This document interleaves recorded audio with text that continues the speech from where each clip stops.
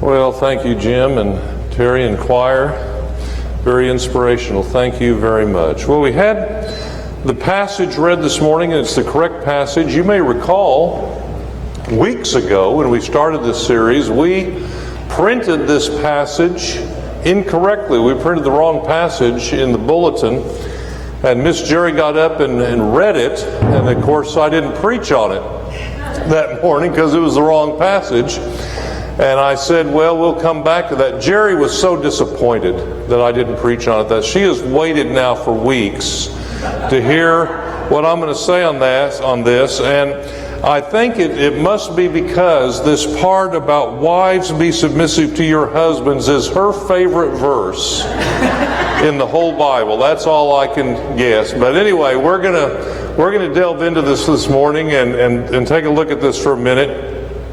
I think it's very safe to say, and there won't be much argument, that there are struggles in family life today. American families are struggling. Families across the world are struggling. You can talk to police. In fact, I was talking to Antonio Porter after his message last week. We went out to dinner, and police will tell you the worst kind of call they hate to get is a domestic violence kind of call. And he says, unfortunately, they get those on a regular basis. And it's unfortunate, but I think those numbers are increasing. Trouble in the home, that not just arguments, not just a disagreement, not just a dispute, but things that just get out of hand and someone's getting hurt and some kind of violence is broken out. My son, as you know, works in a youth shelter, and his isn't the only one in the state of Oklahoma. We have these all through the state of Oklahoma. Shelters, group homes, camps, these types of things, basically for children who are in situations where the family life has gotten so out of control, either due to neglect or an abuse or criminality taking place in the home, that they've had to be removed from the home, at least temporarily, put in group homes, sometimes in foster homes. And the numbers are shocking. The number of foster families that are needed in the state of Oklahoma to take care of children whose family situations have become unacceptable is just really, really staggering. And then just general trouble, not necessarily violence or criminality, just marital struggles. I remember when I was appointed to El Reno, and it's our custom in the Methodist Church, when a new minister comes in, that the outgoing pastor provides a care list for the new pastor that's coming in. What this is a list of people maybe who have had surgery recently, or have lost a loved one recently, or are going through an illness or some sort recently, things like that. So the new pastor coming in will kind of have a list of what some of the family needs are, what some of the personal needs are of the congregation. And I remember when I was appointed to El Reno, and I went in, and the outgoing pastor there said, well, I've got a care list for you. And he says, by the way, I have 7 young families on the care list that you might want to give a call to or touch base with sometime this summer. And I said, 7 young families, are there illness or loss of loved one? What's going on? He said, no, there are 7 families. Now, albeit it was a little larger congregation, but think of this, 7 young couples, he said, have either just recently gone through a divorce, or divorce papers have been filed, they are going through the processes of divorce, or he said, I'm aware that they are on the cusp of filing for divorce. 7 young couples. I was overwhelmed as I came into that church. 7 young couples whose marriages had become unworkable. They were just on the basis of falling apart. And so it's very clear that families today are struggling. There's tensions and struggles in our household and in our homes. And then we come to this passage today in 1 Peter. If we go to some of Paul's writings in Ephesians 5, we can find similar types of teachings where they talk about a Christian household, what it means to have a Christian home. And specifically in this passage in Peter talks about the Christian household, and he talks about the roles of husbands and wives. But I want to just say to you this morning that I think in this passage, as in other portions of Scripture, you need to look at the forest and not the trees. You need to look at the big picture, not the little picture. In any passage of the Bible, if you get focusing on one specific phrase or one specific verse or one specific concept, you're going to lose the main message. You've got to look at it in light of the bigger picture. I think that's what you have to do in this passage. And if you do that, what you'll find is this is a passage that's talking about the character and the results of godly relationships. It's talking about the benefits and the blessings and the fruit that comes, yes, even within our family relationships, when we're living by the power of the Spirit, when we're living in the fruit of the Spirit, when we're living godly relationships with one another. There is an outcome, there is a result, there is an impact that takes place in the American family. And as I look at this passage, I think the message that stands out to me, if I were to kind of summarize this and looking at this and some passages also written by Paul, the message is that the Christian home should be a considerate home. The Christian home should be a considerate household. It should be a home where charity prevails, where grace and charity rule the day. The Christian home should be a considerate home. And when I look at this passage, it strikes me that there are three main marks, three main traits of what it means to live in a considerate household. The first of these is what I call mutual consideration and respect. Think about that. Mutual consideration and respect. It says in chapter 3, verse 1, "Wives, in the same way, submit yourselves to your husbands, so that if any of them do not believe the word, they may be won without words, as they see the behavior of their wives." In verse 7, "Husband, in the same way, be considerate as you live with your wives, and treat them with respect." And it goes on to talk about the outcome of this. And somehow we get hung up on sometimes on this very first phrase, "Wives, be submissive to your husbands." And I want you to realize that if you put this in context, especially in Ephesians chapter 5, and if you don't believe me, just turn to that. Ephesians chapter 5, verse 21, before Paul begins his discussion of wives be submissive to your husbands in verse 22, he starts in verse 21 and sets the stage, "Submit yourselves one to another out of reverence for Christ." He sets that whole context in this context of mutual kind of living together in consideration and mutual submission unto one another.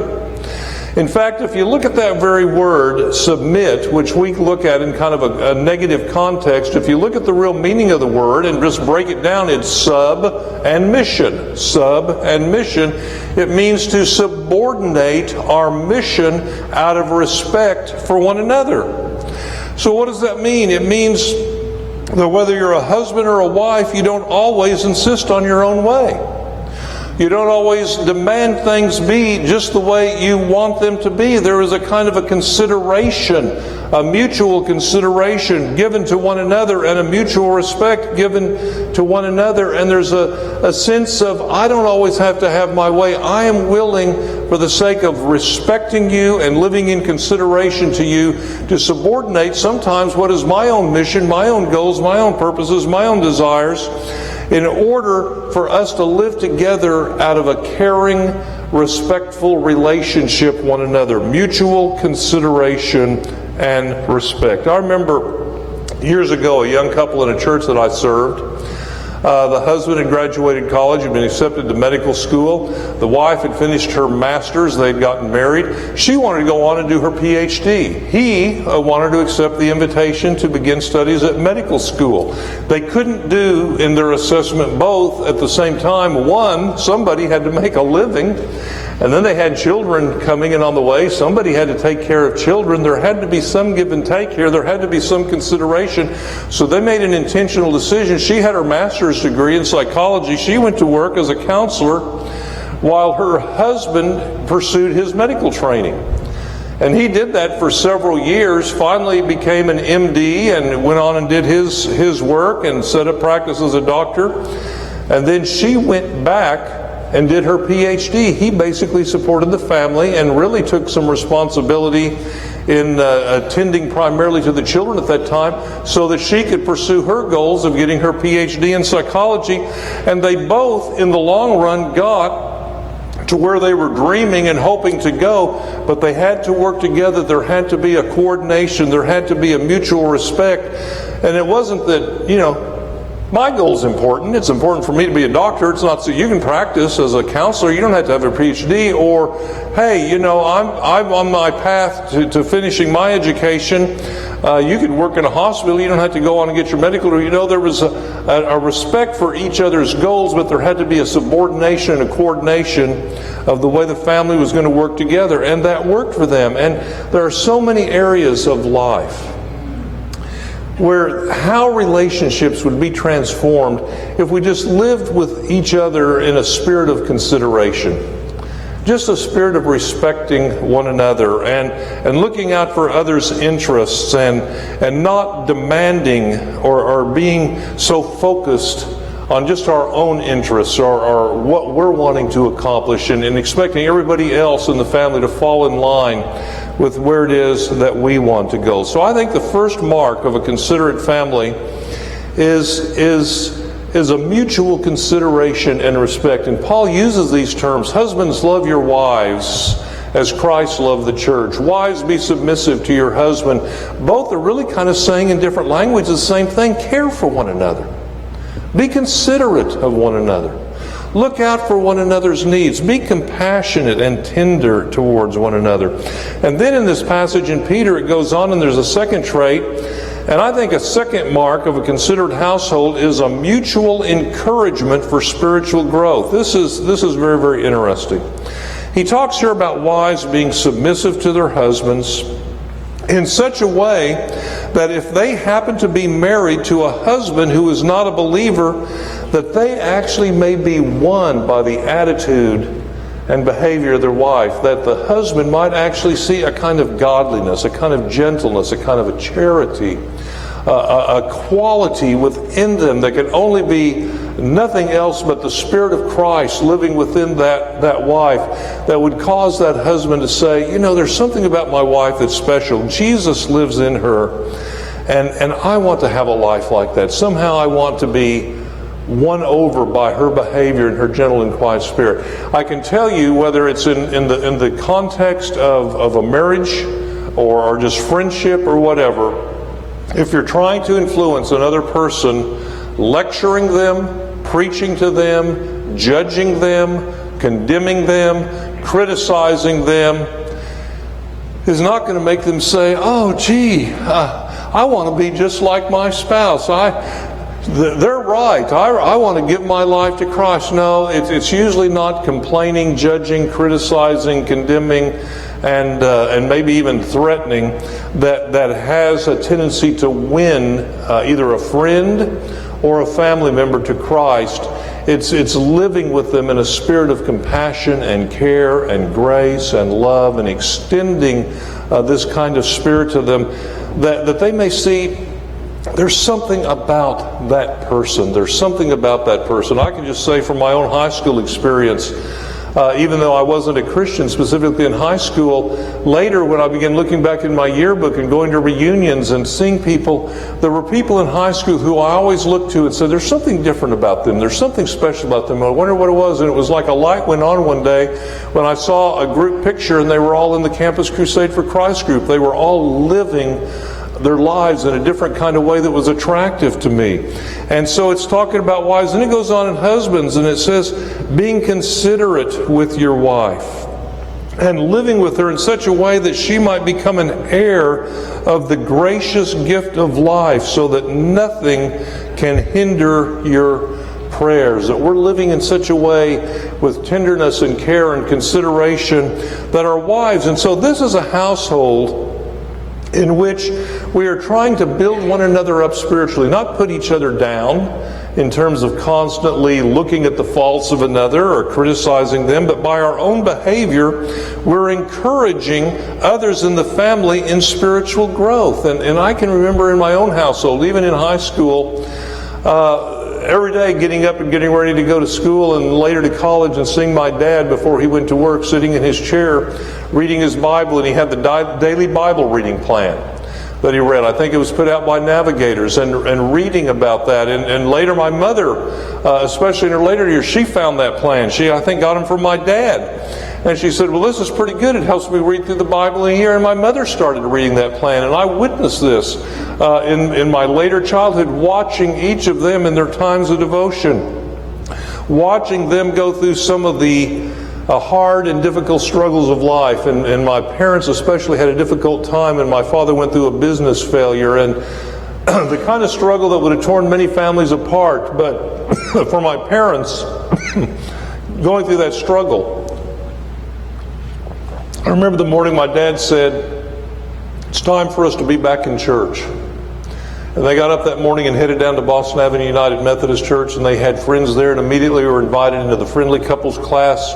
And about 3 or 4 Sundays later, they were baptized, and that became their church home for the rest of their life. And that has an impact on family members watching this and watching the spiritual development of a father and a mother and a husband and a wife, and it has an impact and an influence upon the children. I've told this story before, but one of your former ministers, Darrell Owen, his father was a bishop, and Ray Owen I love so deeply, and Ray told the story one time when he was pastoring in Bartlesville of a lady who was a godly saint of the church, and she passed away.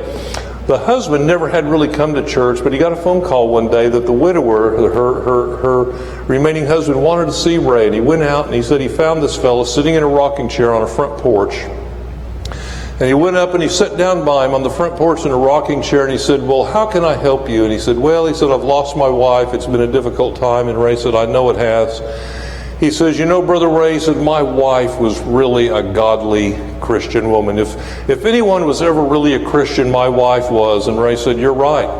She was a godly Christian woman. She really was a Christian. He said, I'm so sorry. He said, I didn't make this decision while she was still living.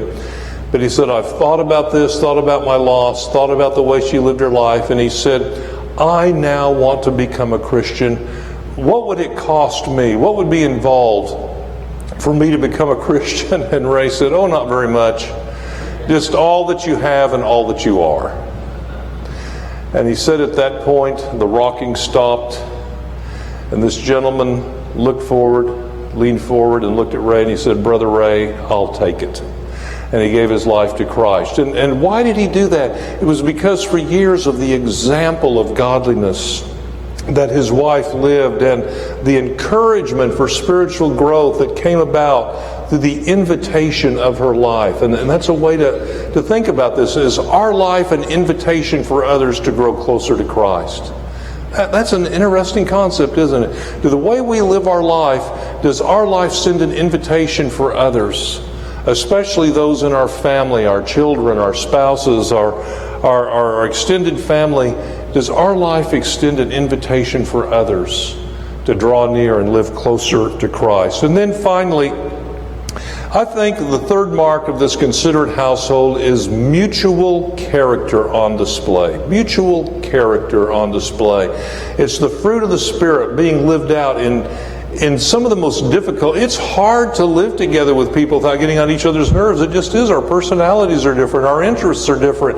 Our styles of music that we enjoy is different. And when Beth gets playing her music too loud, it gets on my nerves. I'll have to confess. But in the godly household, even in these situations where it is sometimes hard to share life together with one another, there is mutual character on display. For the wife, it talks about an inner beauty, a kind of a purity, a kind of a reverence, a beauty that doesn't come from kind of an outward display. And it's fine to look nice and to dress nice and have to appear nice. And beauty, there's nothing wrong with that in it. But there's more important things, and it has to do with an inner beauty.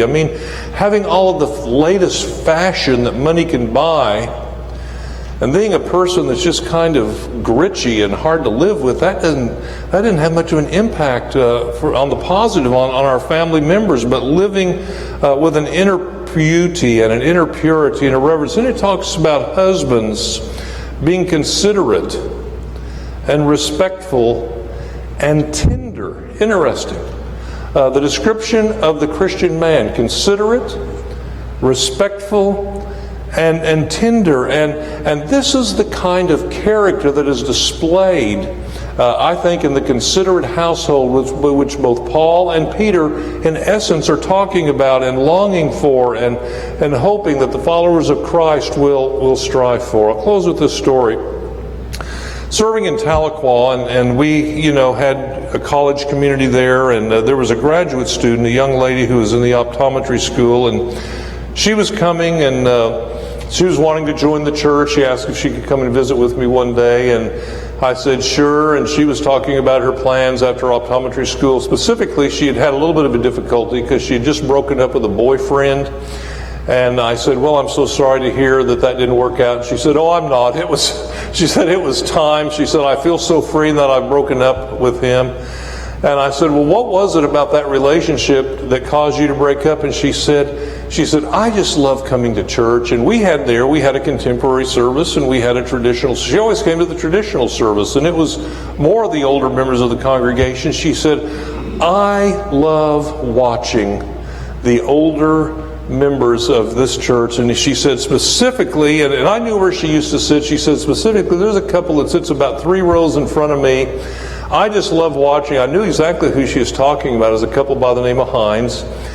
And she says, just watching the tenderness, the interaction between them, how he'll help her take her sweater off, and how he'll get the hymn book and hold it, and they will sing together. And then when your sermon, they will hold hands sometimes and just listening to your sermon. And she says, watching them deal with each other.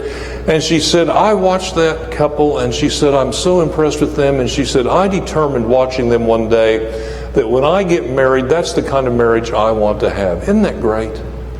To be able for a young couple to look at an older couple who's been married maybe for some time in a church, and to look at that and to be able to say, I want a relationship like that. There's something admirable about that. There's something appealing about that.